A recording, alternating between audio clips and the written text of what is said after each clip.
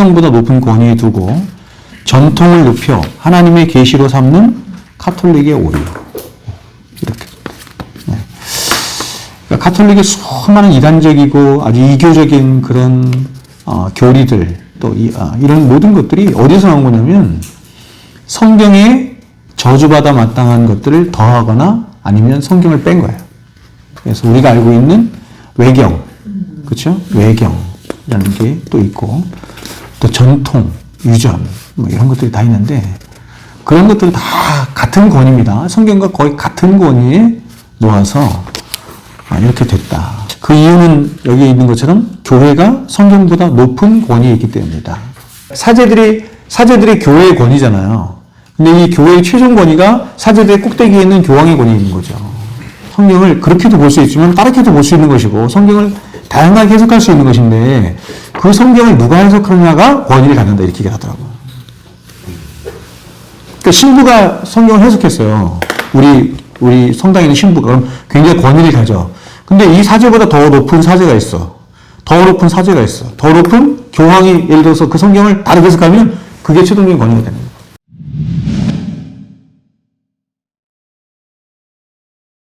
자유주의 신학이다 이게 자유주의. 자유주의 신학은 뭐예요, 여러분? 성경을 하나님 말씀으로 인정을 안 하는 거예요. 종교개혁이 일어나고 그 종교개혁의 세대가 한 100년 정도 갔어요. 70년 정도 이렇게 갔어요. 그리고 그 종교개혁 시대 이후에 나타난 세대를 개혁파 정통시대라고 그래요. 여러분, 개혁파 정통시대가 어떤 시대냐면 우리가 잘 알고 있는 청교도 알죠? 그 사람들을 비롯해서 프랑스의 언약도들도 있고 하여튼간 기독교 2000년 역사에서 가장 교리적으로 여러분 꽃을 피웠던 시기가 그 시대예요. 종교개혁 시대보다 더 교리적으로나 신앙적으로 모든 면에서 아주 이 기독교 신앙을 가장 꽃피웠던 시기가 바로 그 시대예요.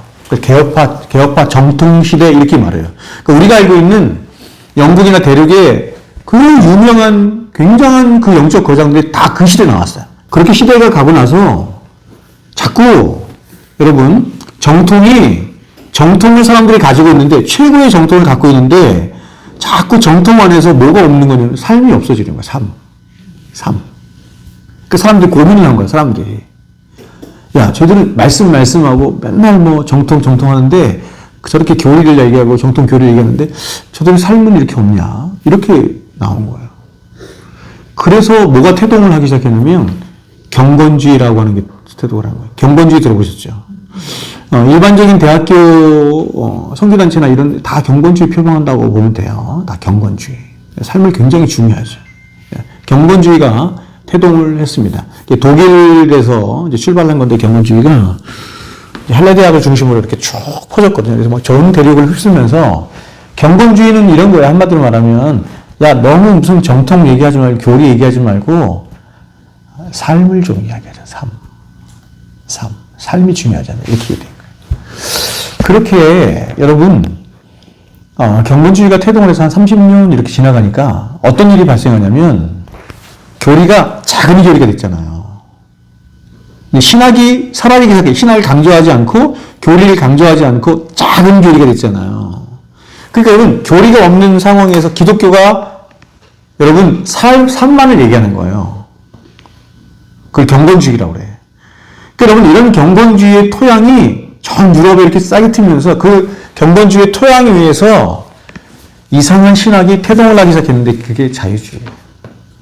자유주의. 성경을 부정을. 그게 이제 또 뭐가 맞물냐면 계몽주의라고 하는 것과 맞물리는 거예요. 들어보셨죠? 계몽주의. 이성을 계시보다 우위에 놓는 거예요. 그러니까 그 이전까지는 항상 유럽은 계시가 우선이에요. 계시가 꼭대기야. 하나님 말씀. 그래서 이것을 계시의 시대 이렇게 말해요. 계시의 시대. 여러분 모더니즘이 뭐죠? 모더니즘을 계몽주의라고 해요. 모더니즘을. 그래서 그 모더니즘 앞에 접속 프리가 붙으면 PRA, 이게 비포거든요. 프리 모더니즘 하면 이거를 그냥 계시의 시대 이렇게 말하는 거야. 그쵸? 모더니즘에 뒤에 뭐가 붙죠? 포스트 모더니즘이 붙는 거죠. 그쵸? 모더니즘? 그러니까 모던이 계몽주의를 중심으로 그 후 시대를 계몽주의가 1차, 2차 세계대전을 거치면서 이게 망하거든요. 그러면서 등장한 것이 포스트 모더니즘 등장. 이게 포스트가 붙는 거예요. 그 다음에 이 프리 모더니즘. 중요한 게 뭐냐면 이 계몽주의예요. 그러니까 이 시대와 맞물린 게 뭐냐면 신학이 자유주의 신학이 된 거예요. 계시라고 하는 차원은 기본적으로 뭐냐면 하나님이 당신의 백성들에게 진리를 열어주신 거잖아요. 그렇죠? 그러니까 대상이 누구예요? 계시의 대상이 아무나도 아니에요. 그래서 일반 계시, 특별 계시 나는 거예요. 일반 계시의 대상은 누구예요? 일반 계시의 대상은 온 세상 사람들이에요. 근데 특별 계시의 대상은 특별히 붙었잖아. 특별한 사람들에게만 주는 계시야. 그렇죠? 그러니까 성경은 읽는다고 읽어지는 게 아니거든요. 성경은 읽는다고 읽는 중에 아니라 뭐냐면 계시라는 말 자체로 열어 보여줘야 알게 되는 거야. 근데 이거를 일반화시켜버린 거야. 그러니까 모든 사람들에게 열어 보여줄 수 있는 성경 이렇게 내버리니까 모든 사람이 다 이해할 수 있습니까? 이게 성경을? 성경이 신화적인 게 가득 차 있잖아요. 그렇죠? 여러분 인간의 눈으로 보고 이 비평신학으로 보면 성경은요 다 뜯어내야 돼요. 다 뜯어내고 오류가 얼마나 많은지 몰라. 남는 게 없는 거예요. 그래서 이 황폐화가 되는 거예요. 그게 자유주의다 이렇게 말하는 것입니다. 밑에 보시면 자유주의 신학의 후예된 세 부류가 나오죠. 종교다원주의. 모든 종교는 구원을 위한 신적인 계시의 유일한 수단을 주장한다. 그 다음에 신정동주의가 나오는데 신정동주의를 뭐라고 그러죠? 신정동주의를 만들어낸 사람이 누구예요? 신정통이라는 말은 뭐냐면 저기 보세요. 이런 거예요. 자 보세요. 정통이 있잖아요. 원래 정통이 있는데 정통이 뭐에 발표했어요? 자유주의에 발표했잖아. 자유주의에 발표했잖아요. 그래가지고 이 자유주의를 몰아내고 신학을 바르게 하겠어라고 나타난 사람이 생긴 거예요. 그 사람이 누구냐면 칼 바르트라고 하는 사람. 그래서 칼 바르트가 보세요. 새로운 정통이다 그래서 신정통이 되는 거예요. 이런 바르트는 이렇게 말하죠. 여기 보세요. 계시는 인격적인 만남이다. 이렇게 말하죠. 계시는 인격적인 만남이다. 이렇게 말해요. 바르트에 의하면 이렇게 말하는 거예요. 성경은 하나님의 말씀일 수도 있고 하나님의 말씀이 아닐 수도 있다. 이렇게. 그러니까 문자주의를 배격하거든요. 문자주의를 배격하고 문자 자체가 하나님의 말씀일 리가 없다. 이렇게 얘기를 합니다. 바르트가. 성경을 이렇게 우리가 보는데 보세요. 성경을 이렇게 보는데 성경이 내 마음에서 막 감동이 돼. 그러면은 그 말씀은 하나님 말씀이다. 이렇게 얘기를 하는 거예요. 그런데 성경을 보는데 감동이 안 돼. 그럼 그건 말씀이 아니다. 이렇게 얘기를 합니다. 그게 가장 중요한 핵심이에요.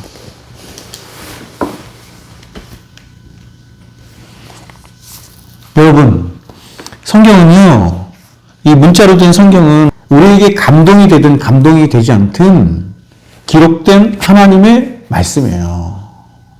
이거는 엄청난 차이예요. 엄청난 차이. 그렇죠? 그래서 특별 계시라는 말은 하나님이 특별하게 주신 계시 이렇게도 말할 수 있고 특별한 사람들이 받는 계시 이렇게도 말할 수 있고 그렇죠? 여러분이 성경을 하나님 말씀이라고 믿는다면 더 나아가서 그 말씀을 다 이해할 수는 없지만 그 말씀이 이해되어진다면 여러분이 하나님 백성이라는 가장 중요한 증거예요. 그게. 성경이 하나님 말씀이라고 하는 것을 먼저 인정하는 것이 하나님의 백성과 하나님 백성이 아닌 자를 나누는 가장 중요한 신호예요. 근데 그것을 사상적으로만 인정하는 것이 아니라 실천적으로 인정하는 걸 말합니다. 삼일체라는 말 이런 말이에요. 계시는 성부의 뜻을 따라 그렇죠? 성자를 통해 일어나면 성령을 통해 그 효력을 효과 있게 하신다. 삼일체적이다 이 그런 말이죠. 그렇죠? 그래서 우리의 구원도 삼일체적이죠. 예배도 삼일체적이고 성도의 신앙도 삼일체적이고 다 삼일체적이야. 여러분 기독교 신앙은요 전체가 다 삼일체적이에요. 삼일체적. 그러니까 우리의 기독교 신앙에 삼위 하나님 중에 한 분이라도 관여되지 않은 게 없어요. 다 관여하시대요. 모든 책. 구약에는 꿈이든지 뭐 여러 가지 뭐 그쵸 이적이든지 아니면 하나님 직접 하시는지 뭐 여러 가지 다양한 것들을 통해 선지자를 통해서 말씀하셨잖아요. 계시 자기를 드러내셨잖아요. 그쵸? 근데 그 모든 계시에 하나님 당신이 드러내시는 모든 계시의 실체가 뭐야? 예수다. 근데 예수가 왔으니까 다 필요 없게 되는 거예요. 더 이상 그걸로 안 해. 예수로면 충분하고 완전하잖아요. 이해하시죠? 그래서 끝나는 거예요, 계시는. 구원론의 핵심이 뭐냐면 성령론이거든요. 사람이 구원을 받았느냐, 구원받지 못했느냐의 핵심이 그 사람 안에 성령이 계신가거든요. 그래서 성령이 계신가 하는 것에 중요한 여러분, 시금석 중에 하나가 뭐냐면 성령이 계신가 하는 것 시금석 중에 하나가 뭐냐면 그 사람이 하나님의 말씀으로 인정하느냐, 그렇지 않느냐. 더 나아가서 그 말씀을 알아듣느냐, 못 알아듣느냐. 그런 얘기예요. 어떤 사람이 자기가 하나님 백성이라고 하면서 하나님에 대한 목마름, 하나님에 대한 목마름과 하나님 말씀에 대한 목마름은 똑같거든요. 하나님 말씀 그 자체에 대한 목마름이 없다고 한다면 그건 굉장히 이상한 거예요. 하나님 백성의 굉장히 중요한 특징이 뭐냐면 하나님 말씀에 대한 갈급함과 목마름을 가져요. 성도의 가장 중요한 여러분, 성도가 성도되어 가는 과정 속에 성도의 가장 중요한 이 표지가 뭐냐면 하나님 말씀 그 자체를 들으려고 하는 거예요. 하나님 무슨 말씀하시든지 그래서 그 진리 자체에 관심을 갖게 되는 거예요.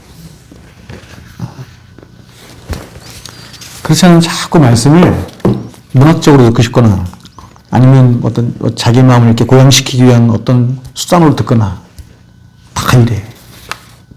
그건 올바른 태도가 아니다. 이런 것입니다. 여러분 성령을 제가 무슨 영이라고 했어요?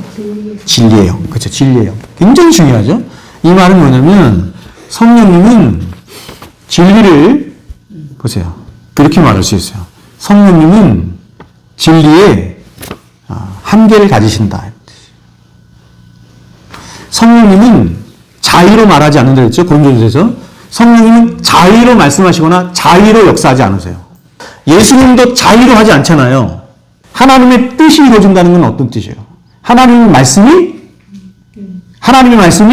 순종을 통해서 성취된 거거든요. 순종을 통해서. 그래서 예수님은 왜 보내셨냐면 예수님은 그 하나님의 말씀에 온전히 순종하시기 위해서 오셨어요. 두 가지 목적인데 하나는 우리의 죄를 대속하기 위해서 오셨고 또 하나는 뭐냐면 하나님의 말씀에 온전히 순종하시기 위해 오셨어요. 온전히 말씀에. 왜요? 그래야 의를 이루실 수 있으니까. 그래서 예수님은 그 어떤 것도 자의로 하지 않으세요. 하나님이 시키는 대로만 해. 하나님께서 명령하신 대로, 말씀하신 대로만 그 다 순종. 왜? 그래야 율법의 요구를 완전히 100% 순종해서 이루실 수 있기 때문에. 그래서 의가 이루어지거든요. 교회든 신자의 신앙생활든 모든 신앙생활의 핵심이요. 성령이에요. 성령. 예수님이 스스로 자신이 누구인가라고 하는 것을 표적을 통해서 나타내시는 거야. 예수님이 완전한 하나님이시요 완전한 구원자시다라고 하는 것을 7가지 표적을 통해서 말하는 거예요. 근데 여러분 그 7가지 표적이 다 이미 어디에서 있었던 사건들이에요. 구약에, 그치, 구약에 있었던. 다 구약에서 있었던 이적과 표적을 다시 예수님이 하시는 거예요. 왜? 이유가 뭐예요? 구약에 나타난 이적과 표적들은 다 뭔데? 계시잖아요. 예수님 나타나는 계시들. 그래서 그 계시의 실체가 지금 예수님이 왔으니 그걸 다시 보여주시면서 이게 나거든 원래? 이렇게 얘기하는 거예요. 7가지 표적을 통해서 예수님이 누구신가 하는 것을 스스로 말씀하시고 또 하나는 7가지 자기 선언이라고 했잖아. 7가지 자기 선언, 그쵸? 나는 빛이다. 나는 생명의 떡이다. 나는 선한 목자다. 길이요 진리요 생명이다. 부활이다. 7가지. 다 7가지. 그 다음에 예수님께서 그렇게 자기를 나타내시고 그렇게 자기를 소개한 이후에 그런 삶을 그대로 사시는 거예요. 그 삶이 어떤 삶인데? 고난을 받는 메시아예요. 하나님은 당신의 모든 영광을, 실체를 예수 그리스도를 통해서 나타내기를 원하셨다. 여러분, 제가 그 요한복음 1장 전하면서 말씀드렸죠. 말씀이 보세요. 말씀이 육신이 되어 오셨죠. 말씀은 뭔가를 설명하는 거잖아요. 그렇죠? 그분이 말씀으로 계시는 거예요. 하나님을 설명하시는 분으로 계신다, 이런 뜻이에요. 이해됐죠? 하나님을 설명하시는 분이 누구시다? 예수님이시다. 근데 그 예수님이 어떻게 오셨다? 육신이 되어 오셨죠. 육신. 왜? 우리에게 하나님을 보여주시기 위해서. 만지고, 느끼고, 시각적으로, 촉각적으로. 그쵸? 옛날 계시나 옛날의 어떤 이적이나 기적이나 모든 계시들은 다 부분적이에요. 이렇게 부분적으로 조금씩. 근데 예수님은 그냥 하나님 자신이야. 총체야. 계시의 총체. 죄로 인해서 인간이 잃어버린 본질이 은혜와 진리예요. 그래서 그걸 회복하시기 위해서 은혜와 진리가 되어 오셨다. 이렇게. 세상에 왜 이렇게 무질서해요? 진리가 없어서 그래요. 진리가. 은혜가 없어서 그렇죠. 제가 기독교 진리를, 기독교 복음을 많이 이해하고 나서 제가 갖게 된 굉장히 중요한 기독교 신앙의 이 요체를 이렇게 생각했어요. 기독교 신앙은 인격적인 신앙이다. 성부, 성자, 성령 하나님이 삼위 하나님이 서로 인격적으로 계시고 우리와 관계를 맺으실 때도 인격적으로 관계를 맺으신다. 그래서 기독교 안에서 어떤 것도 여러분 비인격적인 게 있으면 그건 기독교가 아니에요. 절대로. 절대로. 여러분 성경을 아무리 뒤져보세요. 성경 속에 비인격적인 요소가 없어요. 하나님이 그분은 하나님이시거든요. 창조주이시고 창조주시다. 하나님이시고 구원자이시고 통치자이시고 심판주신데도 우리를 비인격적으로 안 되죠. 요한계시록 3장 20절에 있는 것처럼 마치 그분이 우리가 열어주지 않으면 못 들어오시는 분처럼 그렇게 말씀하세요. 여러분 구약에 나타난 모든 이야기들, 모세의 이야기든 아브라함의 이야기든 그쵸? 특별히 이제 민족이죠. 이스라엘 백성들의 40년 광야 생활의 이야기든 모든 건 다 다른 이야기 하고 있는 게 아니에요. 야, 하나님 이렇게 엄청난 이적을 일으키셨네. 야, 하나님 참 놀라우시다. 응? 이런 이야기 하는 게 아니에요. 그렇죠? 계시라니까, 계시. 구속의 계시를 보여주시는 거. 기독교 신앙은 사람들이 모여서, 사람들이 생각해서, 사람들이 의논해서, 야, 우리 이렇게 좀 신앙생활 좀 해보자. 이렇게 좋은 것 같아. 이런 교회 한번 세워보자. 아니에요. 하나님이 가르쳐 주시고, 하나님이 말씀하신 대로 해야 되는 거예요. 그래서 계시록이 먼저 시작된 거야. 그럼 그 계시가 뭐로 되어 있다? 일반 계시와 특별 계시가 있는데, 일반 계시를 통해서는 창조주 하나님을 말하지만, 구속의 하나님을 말씀 못하기 때문에, 특별 계시인 하나님의 성경을 주실 수밖에 없었다. 됐죠? 그래서 이제 계시론을 말한 다음에 뭘 얘기하는 거예요? 성경론을 얘기하는 거죠. 그러면 계시론 이퀄 성경론 이렇게 말할 수는 없지만 계시론 안에 뭐가 포함된다? 성경론이 포함되는 거죠. 우리는 성경이 말씀하는 대로만 믿고 성경이 말씀하는 대로만 신앙하고 성경이 말씀하는 대로만 산다. 됐죠? 이게 우리 신앙의 출발이다. 여러분, 지금 제가 신앙의 출발을 얘기했잖아요. 그렇죠? 응? 그래서 이게 흔들리면 다 흔들리는 거예요. 성경대로 성경이 말씀하는 하나님을 믿어야 돼요. 근데 제가 이렇게 보면 자꾸 사람들이 자신이 설정하거나 자신이 생각하는 하나님을 믿으려고 그래. 자기가 원하는 예수님을 믿으려고 그래.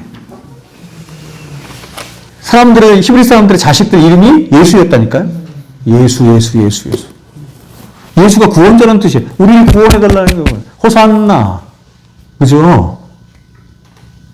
근데 완전 달라요. 그들이 기대한 예수와 하나님 보내신 예수가 다른 거예요. 그럼 지금도 일어나고 있어. 성경이 말씀하는 구원론, 성경이 말씀하는 구원의 원리대로 믿어야 구원받는 거예요. 나는 구원받습니다. 구원받습니다. 구원의 확신을 갖는다고 예수 못 믿어요. 그 성경이 엄청나게 말하는 거야. 야, 이런 사람들이 이렇게 구원 확신을 많이 가졌는데도 구원 못 받더라. 성경 얘기했는데도 보세요. 성경을 안 믿어. 그리고 많은 목사들이 구원의 확신을 가져야 된다고 얘기를 하는 거예요. 그러면 누구도 그 구원을 흔들 수 없다고 얘기를 하는 거예요. 성경은 다르게 얘기하는데 구원의 확신을 갖는다고 구원받는 게 아니에요. 자, 조금 다르게 해볼까요? 여러분, 구원의 확신을 못 갖는다고 해서 구원을 못 받는 게 아니에요. 성경이 말하는 구원의 도리도 믿었는데 구원의 확신을 못 가질 수도 있어요. 그게 성경의 논리예요, 여러분. 죽을 때까지 평생을 신앙생활을 했는데도 자기가 구원받지 못할까 봐 두렵고 떨리는 마음으로 구원의 확신을 갖지 못한 채 죽는 사람도 있어요. 근데 구원받는 사람이 있어요. 어떤 사람은 죽을 때까지 나는 구원받을 거야 라고 확신했는데 천국 가봤더니 못 구원받는 많습니다. 성경이 말씀하는 교회가 바른 교회인 거예요. 아무리 사람들 보기에 좋아 보이고 훌륭해 보이고 괜찮아 보여도 성경이 말씀하는 교회가 아니면 교회가 아닌 거예요. 하나님은 하나님의 특별 계신 성경을 통해 당신 자신을 알리신다. 이게 무너지면 다 무너지는 겁니다. 파이브 솔라 말하지만 오직 성경이 되지 않으면 오직 은혜도 안 되고 오직 성경이 안 되면 오직 믿음도 안 되고 오직 성경이 아니면 오직 예수도 안 되고 오직 하나님께 영광도 안 돼. 아무것도 안 돼. 이 모든 토대가 뭐냐면 오직 성경이에요. 오직 성경. 성경이 하나님 말씀입니다 라고 믿는다는 것은 어떤 것을 포함하는 거냐면 성경이 권위, 성경이 하나님의 말씀이라는 권위, 성경이 영감됐다는 것, 성경이 모호하다는 것, 성경의 필요성, 성경의 자증성, 통일성, 성경의 효력 등을 믿는다라는 것을 나는 성경을 믿습니다라고 하는 말 속에 다 포함되어 있다. 이런 뜻이에요. 왜냐하면 하나님 말씀은 하나님 자신의 본질과 성품과 능력과 직접적인 영광성을 갖는 것이기 때문입니다. 영감의 의미, 영감, 그렇죠? 영어로는 inspiration입니다. 영감. 헬라어로 데오 푸니마토스 이렇게 되는데 데오 푸니마토스 이렇게 되고 데오스와 푸네오가 합쳐진 말로 하나님이 숨을 불어 넣으시다 이런 의미가 데오푸니토스 이렇거든요. 근데 이 데오푸니토스가 쓰인 성경 구절이 어디냐면 창세기 2장 7절이에요. 하나님이 사람을 창조하실 때 코에 생기를 불어 넣어서가 데오푸니토스예요. 그래서 하나님은 그렇게 사람에게 생기를 불어넣어 생명이 되게 하신 것처럼 성경 역시 숨을 불어넣으심으로 온전한 하나님의 당신의 말씀이 되게 하셨다.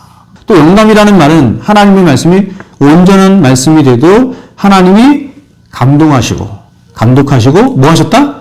통제하셨다. 하나님이 나를 통제하시는 거예요. 통제를 강압적으로 하시거나 이런 게 아니라 저는 거기서 기본이 있다고 생각해요. 인격적으로 하신다.